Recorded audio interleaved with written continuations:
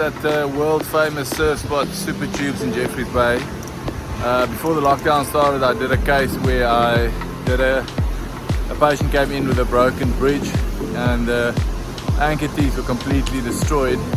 We had to do socket shield preservation, and we used PRP and we used CEREC to make a temporary bridge, and later on we're going to place the implants. I'm just on my way to work to go fetch the files to make a video clip for it.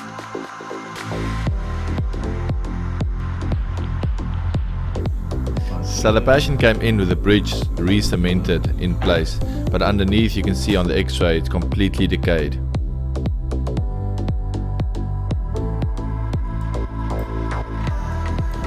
So the first thing we did was scan the original bridge to make a biogeneric copy, so the patient can walk out the way she walked in.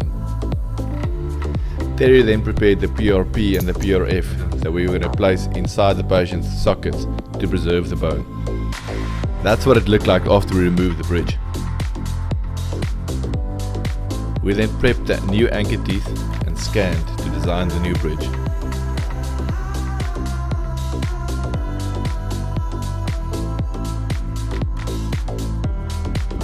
As soon as we were happy with the design, we sent it to the milling unit to get milled out. While the bridge was milling, we extracted the one tooth completely, and the other one we did a partial extraction therapy, which means we leave the outside portion of the tooth to help with the socket preservation.